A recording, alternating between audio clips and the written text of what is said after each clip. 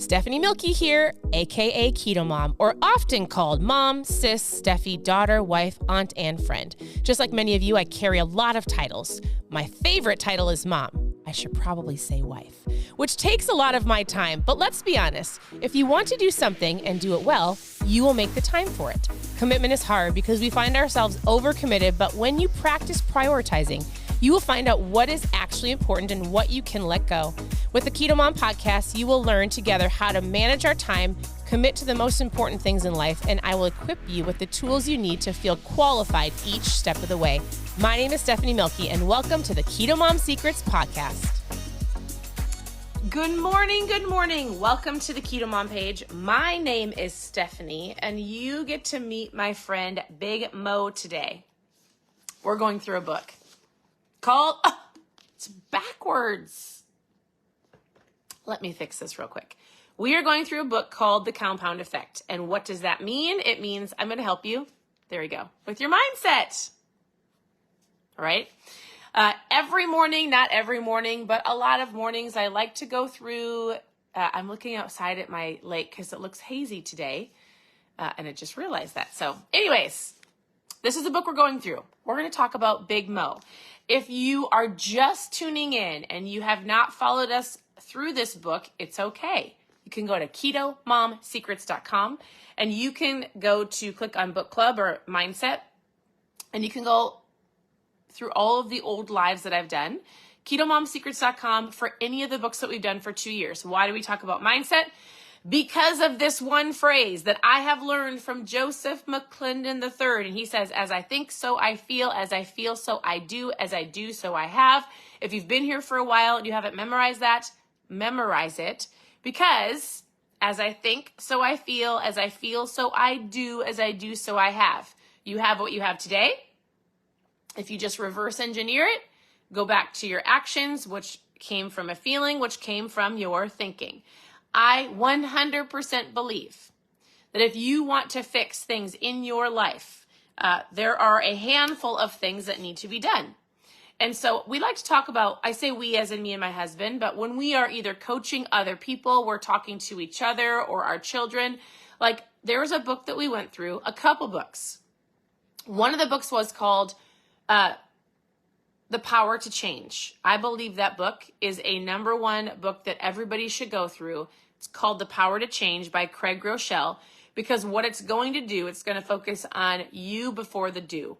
And as you focus on that and your mindset, there's another book that we went through on ketomomsecrets.com, click on book club, called Kazone. And in the book Kazone, it gives you an idea that your life is kind of like a full circle, right? It's made up of different spokes. Like think of your life as like a tire. And you've got these little spokes, these different areas of your life that affect other areas, right? So you've got your health spoke and your relationship spoke and your work spoke and your spiritual spoke and your physical spoke and your financial spoke. And when one of those spokes is broken, it affects the other spokes. You might feel like your whole life is crumbling to pieces. And if you just take a step back and you go, all right, what spoke needs my attention? What spoke needs to be fixed? Like we talk about a lot of different things on here. And it's so important to understand your thinking, to have an awareness of what's going on in your life, and then to go, what spoke do I need to give attention to? And there are some things I feel like hands down can change your life forever. Fixing your spiritual spoke is number one. And then I like to say, having an awareness and the power of your thinking will help fix your financial spoke, your relationship spoke, your health spoke. Does this make sense? Anyways, all of that is tied to reading good books, having a mentor, following people that inspire you online, listening to podcasts, doing things that the average person doesn't do. The average person runs late, hits the snooze, doesn't work on self-development, watches the news. Those things are not going to get you to where you want to go. So we're going to shut off the news and turn on a podcast. We're going to shut off the news and all of the noise and turn on something that's going to inspire you and to help move you forward. Not to bring you fear, not to make you worried, but like something that will go, oh, I do have gifts and talents. I do have things to offer the world.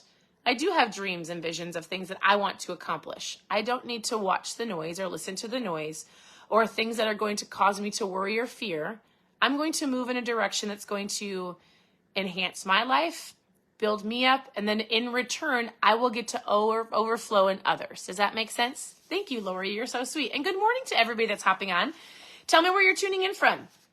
So we're on chapter 4. You can follow along. If you have the book, it's an incredible book. If you don't, I'm going to give you something to think about. You get to meet the author's friend, and now my friend. He just calls his friend Big Mo. And we're going to dive right in. So he says, listen, I have a lot of friends that have impacted my life. And he names people like LeBron James or Marilyn Streep or Jeff Bezos. He's like, listen, I've met all of these people. They're my friends. He goes, but I would like to introduce you to one of my very good friends. My friend's name is Big Mo. He goes, I like to call my friend Big Mo, and you should meet him too. He says, you can't see or feel Mo, but you know when you've got it. You can't count on Mo showing up to every occasion, but when it does, wow. Big Mo can catapult you into stratospheres of success. And who is Big Mo? Would you like to know? You didn't know I would rhyme this morning. All right. The power of Big Mo. So if I'm a homeschool mom, or if you remember science class, the only reason I say that is because I remember teaching the girls this. He goes, all right, we're going back to physics class. This is super important. Listen to this. So if you remember Newton's first law, what was it? He goes, I wasn't a big science nerd, me neither. I just remember reading this to my kids. But also known as the law of inertia. Objects at rest tend to stay at rest unless acted on by an outside force. This is a law, right? Objects in motion tend to stay in motion unless something stops their momentum. So he goes, in other words, a couch potato tends to stay a couch potato. Achievers, people who get into successful rhythms, continue busting their butts and end up achieving more and more, right? So an object at rest usually stays at rest. If you're like, oh shoot, that's me. Maybe you've been hesitant to start something or to just start that program. Because an object at rest usually stays at rest. An object in motion will stay in motion unless an outside force comes and grabs it, right? So, for example, do you guys remember, I used to play on a playground that had those old merry-go-rounds that are like solid metal, and now we're changing all of the playgrounds because they're unsafe for our children. Listen, we all lived through it. We had the metal slides that burned our booties, that were super, super tall, that you were like, I hope my kid doesn't fall off it. We had the jankiest playgrounds, but they were the funnest, right? I know all of us probably fell off the monkey bars and broke a body part. It is what it is. But anyways, those merry-go-rounds, you guys remember those merry-go-rounds that you had to put all of your body weight into it, everything that you had, right? But when you got it going, you could stop and just go like this. Do you know what I'm talking about? Maybe it's just me. My parents let me play on those playgrounds. All right, so he goes this. Here's what you need to understand. The first step is always the hardest, to get something moving from a standstill, right? The first step in your diet or your workout plan, or if you want to go run a mile, the first block is hard if you haven't ran in years, right? Or getting in the momentum of planning your meals and not just running through the drive-thru, or learning how to make healthier food. Like anything that you want to do is going to be janky. Yes, right, Lori. She's like, it was janky. It's going to take work. It's going to take time, right? You have to push and pull, and you've got to groan. You've got to put your whole body into effort. 1 step, 2 step, 3 step. It seems like you're getting nowhere. And after long and hard effort, finally, you're able to get a little bit of speed, right? You will start finally having success. Listen, our big friend Mo is momentum. And so adapting change is the same way. You start by taking one step at a time, one action at a time. Progress is slow, but once you form the habit, once you've been sitting on and you're just putting all of your effort like you're doing in that janky merry-go-round, right? Your friend Big Mo will join you to the party. Your success and results compound rapidly. Listen, this is what habits starting looks like. This is what starting a new habit or something new, a new diet, a new workout routine, a new getting up in the morning for 30 minutes and working on your mindset feels hard. And if you were lucky enough and blessed enough to get to plan one of these before they took them out because they were unsafe, which they are not. I think we coddle our children a little too much, and I'm not going to talk about that right now. But if you were blessed to be able to plan one of these and then push your friends on one, you definitely know how hard it was to get started. And that's exactly how a diet or a lifestyle change or a workout routine. And it's not even about that. Even getting up in the morning and having a different mindset. It is like pushing as hard as you can until you can get into the rhythm and your friend Big Mo shows up, because then you start doing it every day. It's a habit that's formed over and over again. And it doesn't happen in 2 weeks. It happens over time. But when you give yourself the understanding and the expectation that this is going to be hard, but I'm going to do it whether somebody's telling me to or not. I'm going to do it because I know that my big friend Mo is going to show up, momentum. And when I get that merry-go-round going, when I get that new habit going, when I get that routine going, if I keep going and I keep showing up for myself every day, no matter what, no matter how I feel, no matter if I'm tired, no matter if somebody else tries to shove a donut in my face and I just go no, and you just keep pushing that merry-go-round over and over again, you will get to where you want to go.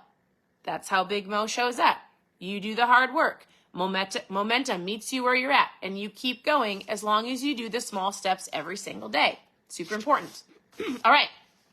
So he goes, ever wonder why successful people tend to be more successful? The rich get richer, the happy get happier, the lucky get luckier. I don't like that word, so I say the blessed get blesseder, not blister, more blessed. Right? You've got Mo. When it rains, it pours. He goes, but guess what? Momentum works on both sides. You start a bad habit, and listen, it's going to do the same thing.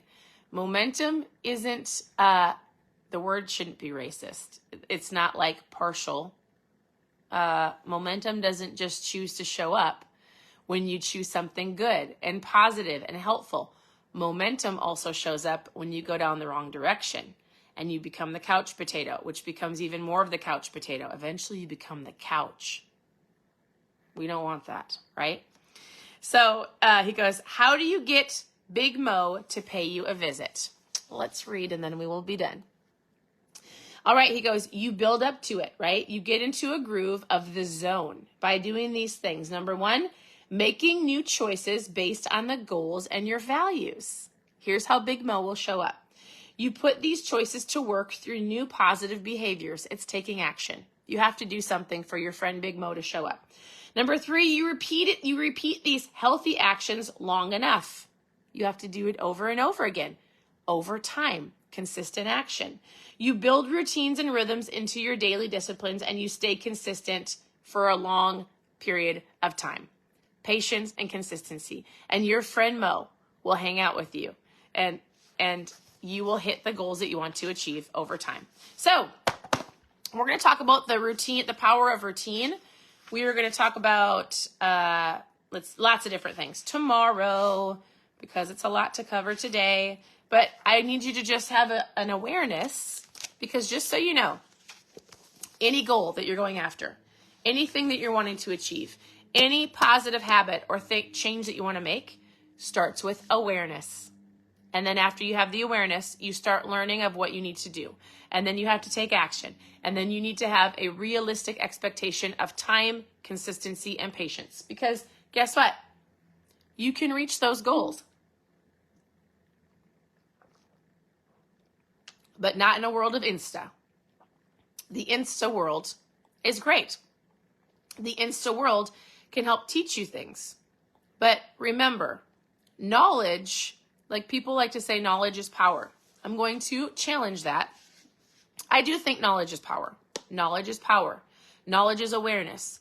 But the only way that knowledge, the only way that all of the recipes that you've taken in, all of the things you've learned about keto and low carb, the only way that everything that you have learned, that you've stored up here, and the things you've read and the mentors that you have will work is when you do the work, right?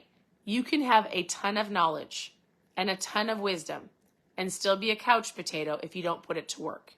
So what flips the switch and makes knowledge power? It's the action. So whatever it is today that you need to do to get Big Mo to start showing up, you need to take those steps every single day.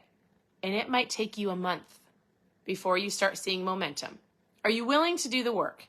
Because if you're not, then we would have to go all the way back to the beginning and figure out what your why is. Why do you want to get healthy? Why do you want to get stronger? Why do you want to be out of debt? Why do you want a better marriage? Why do you want a better relationship with your kids? Like, why do you want what you want? Because if that's not a strong enough why, then guess what? The likelihood of you meeting Big Mo, the likelihood of you staying consistent, the likelihood of you being a couch potato is pretty likely, theoretically. Listen, you can do this. You can do this. You are strong. You can do this. I need you to believe in yourself. I need you to stop blaming, shaming, justifying anything from the past.